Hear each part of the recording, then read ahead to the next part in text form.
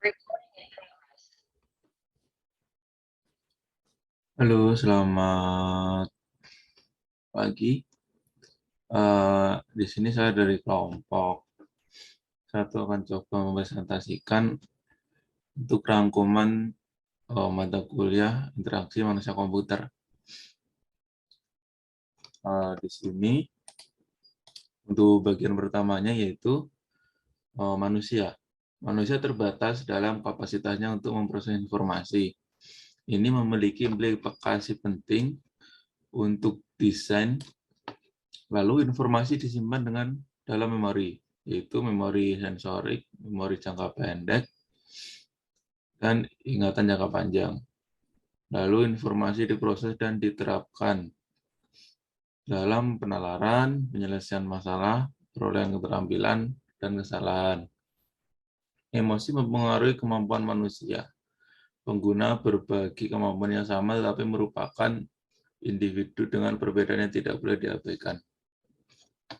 Lalu untuk di bagian komputernya yaitu sebuah sistem komputer terdiri dari berbagai elemen yang masing-masing mempengaruhi pengguna sistem. Perangkat input untuk pengguna interaktif memungkinkan entry tag, gambar, dan memilih dari layar. Ini ada berbagai contoh yaitu di entry tag-nya, yaitu keyboard tradisional, entry tag telepon, ucapan, dan tulisan tangan. Lalu untuk menunjukkannya itu terutama pada mouse, tapi juga touchpad dan lainnya. Ada juga di perangkat interaksi yang 3 dimensi.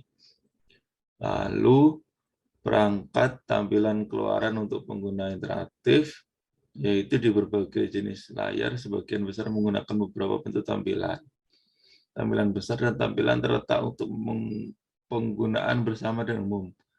Kertas digital mungkin dapat digunakan dalam waktu dekat. Sistem realitas virtual dan visualisasi 3 dimensi yang memiliki interaksi khusus dan penambahan tampilan. Lalu untuk bagian interaksi sendiri yaitu model interaksi membantu kita untuk memahami apa yang terjadi dalam interaksi antara pengguna dan sistem dan merupakan penerjemah antara apa yang diinginkan pengguna dan apa yang dilakukan sistem. Ergonomi melihat karakteristik fisik dan interaksi dan bagaimana ini mempengaruhi efektivitasnya. Lalu dialog antara pengguna dan sistem dipengaruhi oleh gaya antarmuka. Interaksi terjadi dalam konteks sosial dan organisasi yang mempengaruhi pengguna dan sistem. Dan untuk bagian terakhirnya itu di paradigma, yaitu contoh strategi efektif untuk membangun interaksi sistem menyediakan paradigma untuk merancang yang dapat digunakan sebagai sistem interaktif. Evolusi paradigma digunakan ini untuk menyediakan perspektif yang baik tentang sejarah interaksi komputasi. Dan terakhir yaitu paradigma ini berkisar dari pengenalan komputer, time sharing melalui WMP dan web hingga komputasi di mana-mana dan standar kontak. Oke, untuk bagian pertama selesai akan dilanjut oleh ke bagian kedua.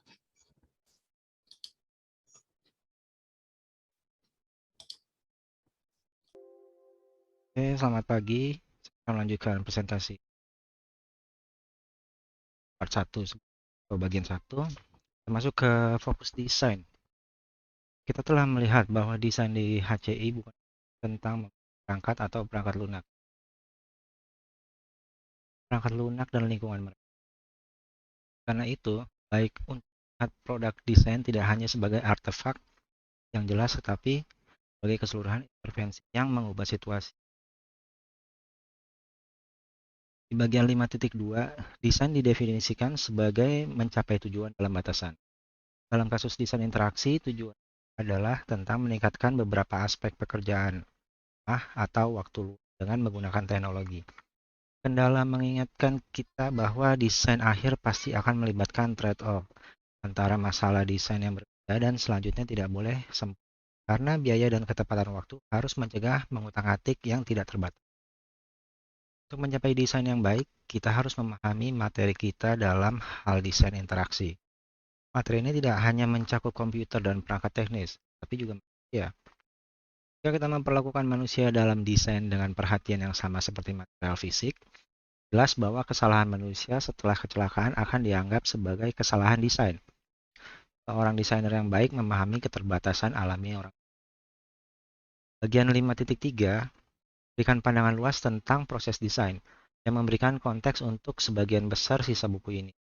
Prosesnya dimulai dengan memahami situasi apa adanya dan persyaratan untuk perubahan. Bagian 5.4 berikan beberapa teknik sederhana untuk menangani ini. Mengenal pengguna, siapa mereka, mengingat bahwa mereka berbeda dari Anda. Tapi mencoba membayangkan seperti apa rasanya bagi mereka. Anda dapat berbicara dengan tetapi Anda juga harus mengamati mereka dengan cara lain. Karena kita semua dalam mengartikulasikan apa yang kita lakukan. Salah satu cara membantu mempertahankan desain fokus adalah dengan menggunakan gambar kata pribadi hingga detail dari imajiner tetapi tipikal pemangku. Pada bagian 5.5 memperkenalkan skenario dan melimpahnya cerita tentang desain yang dapat membantu kami menjelajahi ruang desain dan mendiskusikan desain potensial dengan desainer lain dan pengguna potensial. Skenario dan pesona harus jelas dan menyertakan detail kontekstual yang berlimpah, bukan hanya catatan tindakan pengguna pada sistem. Detail desain potensial perlu dikerjakan di bagian 5.6. Lihat desain navigasi keseluruhan sistem. Dimulai dengan melihat struktur lokal, cara satu layar, halaman, atau status aplikasi terkait dengan yang langsung ditautkan. Pengguna perlu mengetahui di mana mereka berada, apa yang dapat mereka lakukan, apa yang terjadi ketika mereka melakukan, dan apa yang telah menjadi di masa lalu. Ini dapat membantu pengguna saat mereka mencari tujuan atau bergerak lebih dekat dengan mereka tanpa harus kami sepenuhnya yang ada di sana. Struktur global aplikasi juga penting. Kami melihat bagaimana diagram hierarki dapat memberikan tampilan logis dari satu aplikasi. Dapat digunakan untuk merancang menu atau struktur situs. Sebaliknya, dialog pengguna berfokus pada alur tindakan pengguna. Salah satu cara untuk melakukannya adalah menggunakan diagram jaringan layar atau status sistem dan bagaimana mereka terhubung satu sama lain. Setiap sistem yang dirancang juga harus berhubungan dengan lingkungan aplikasi lain, situs web lain, atau perangkat fisik lainnya.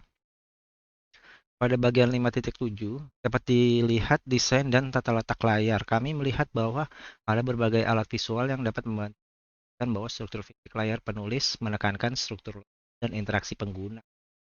Alat-alat ini termasuk pengelompokan fisik, pesanan item, dekorasi seperti font, garis, dan warna, perataan, dan penggunaan ruang putih. Ini penting baik untuk tampilan informasi yang tepat dan untuk kontrol yang entry data untuk keamanan pengguna. Penting juga bahwa kontrol memiliki kemampuan yang yaitu memiliki atribut visual dan sentuhan yang menyarankan pengguna. Informasi yang disajikan di layar, apakah item individual, tabular, atau grafis harus sesuai dengan tujuan. Dan ini dapat berarti mengizinkan interaksi untuk buat tata letak. Misalnya, mengurutkan ulang tabel berdasarkan kolom yang berbeda. Estetika juga penting, mungkin bertentangan dengan utilitas. Bergantung pada konteksnya, Anda mungkin perlu membuat pertukaran yang berbeda di antaranya. Desain grafis yang baik adalah area dan keterampilannya tersendiri, tetapi beberapa fitur warna dan efek 3D buruk untuk estetika dan kegunaan. Untuk bagian terakhir dari fokus desain ini, poin 5.8 kami bisa melihat bahwa iterasi adalah bagian penting dari hampir semua proses desain interaksi karena kami tidak dapat menyelesaikan dengan benar pertama kali. Metode iteratif mungkin terjebak dalam maksimum lokal. Buat proses berulangnya bekerja, kan pengalaman pribadi yang luas atau pemahaman teoritis dalam mendapatkan desain awal yang lebih baik. Part 3 akan dilanjutkan oleh teman saya, Ahmad Adil. Silahkan. Assalamualaikum warahmatullahi wabarakatuh. Saya Muhammad Adil akan mempresentasikan sesi ketiga, yaitu interaksi. Model interaksi melibatkan setidaknya dua peserta atau pengguna dan sistem. kedua kompleks seperti yang telah kita lihat dan sangat berbeda satu sama lain dalam cara mereka berkomunikasi dan melihat domain dan tugas. Pertama adalah syarat interaksi. Secara tradisional, tujuan dari sistem interaktif adalah untuk membentuk pengguna dan dalam menyelesaikan tujuan dan beberapa domain aplikasi. B. Siklus eksekusi evaluasi dapat dibagi menjadi dua fase utama, eksekusi dan evaluasi, dan kemudian dapat dibagi lagi menjadi 7 bagian, yaitu menetapkan tujuan, membentuk nilai,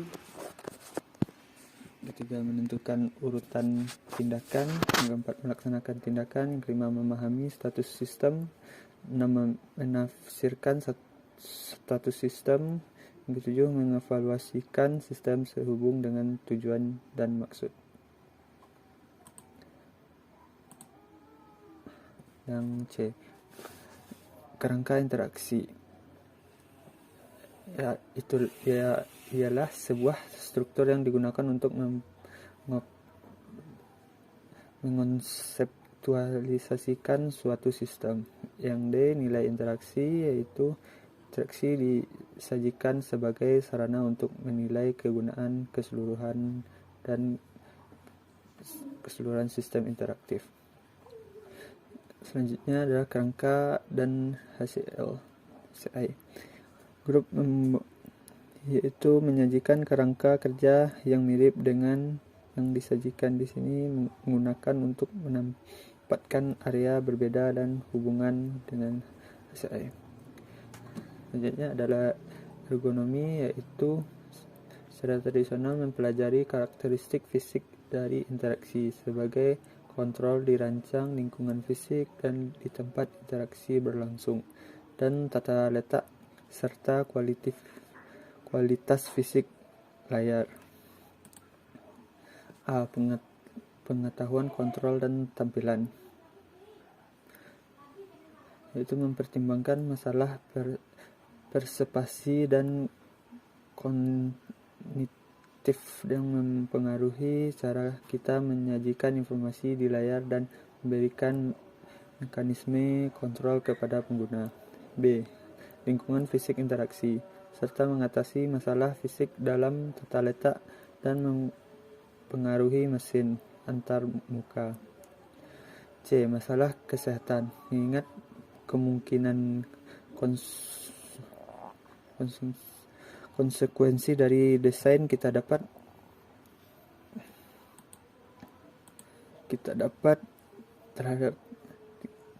terhadap kesehatan dan keselamatan dari pengguna. D. Penggunaan warna. Pada bagian ini konsentrasi pada ergonomi karakteristik sistem, termasuk lingkungan fisik di mana mereka digunakan. E. Ergonomi dan HCI. Kontrol, yaitu menentukan kendala dalam cara kami merancang sistem dan menyarankan domain dan standar yang rinci.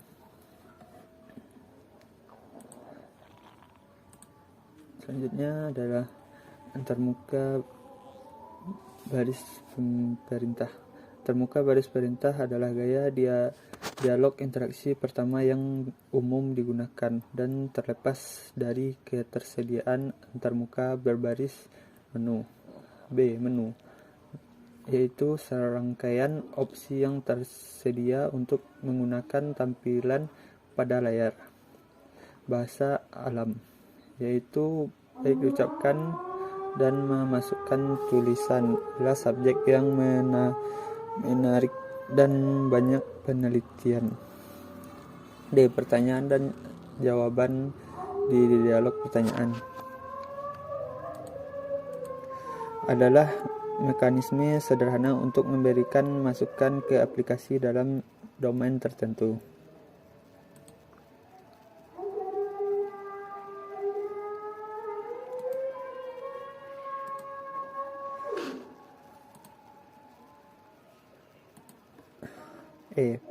Pengisian formulir dan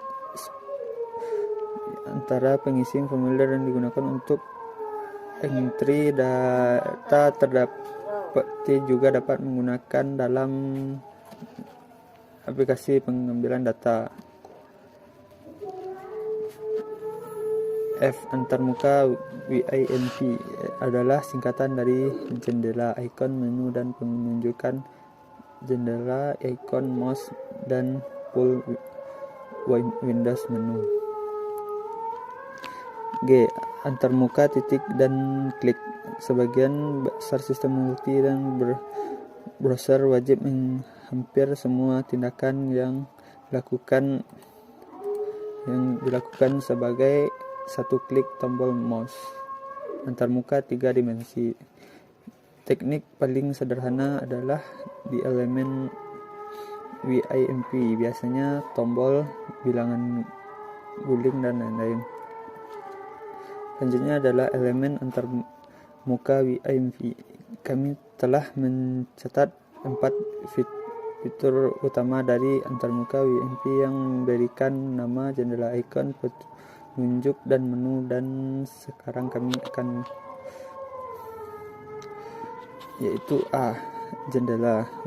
Jendela adalah area layar yang berperilaku seolah-olah mereka dapat terminal independen dalam hal mereka sendiri. Sebuah jendela biasanya dapat berinteraksi grafik dan dapat dipindahkan, diubah ukurannya.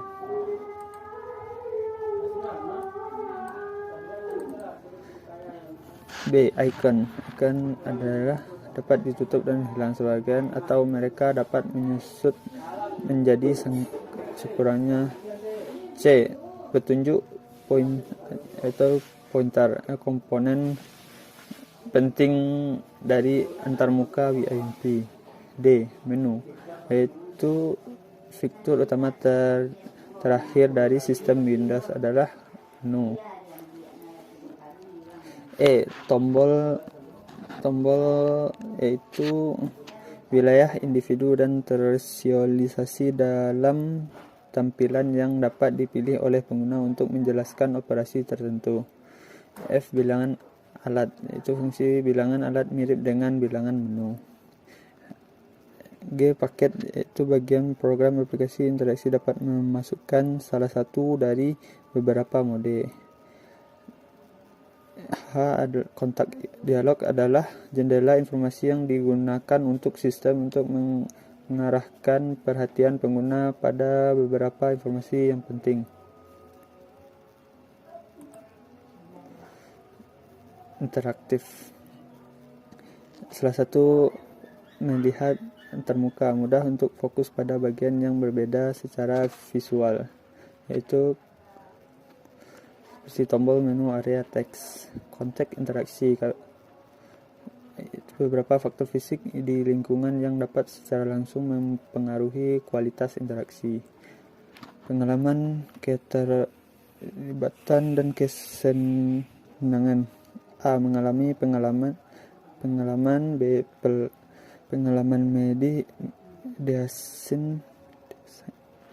mendesain. Desain dan keterlibatan fisik. Pengelolaan nilai. Rangkuman dari sesi ketiga adalah, dalam bab ini kita telah melihat interaksi antar manusia di komputer, dan khusus bagaimana kami dapat memastikan bahwa interaksi tersebut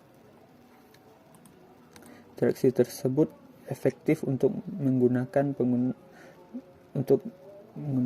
untuk menyelesaikan pekerjaan yang dibutuhkan. Kita tetap melihat bagian kita dapat menggunakan eksekusi normal, model evaluasi, dan kerangka interaktif yang memperluas untuk menghasilkan interaksi, hal yang beberapa mudah atau sulit bagi pengguna untuk mempersepsikan apa yang digunakan dan menentukan apakah itu telah dilakukan. Kami juga telah melihat peranan ergonomis yang desain antarmuka dalam menganalisis karakter fisik interaksi, dan kami telah membahas sejumlah gaya antarmuka. Interaksi adalah inti dari semua antarmuka, mode, dan perintah dalam banyak hal tingkat. Terima kasih. Sekian sesi ketiga. Assalamualaikum warahmatullahi wabarakatuh.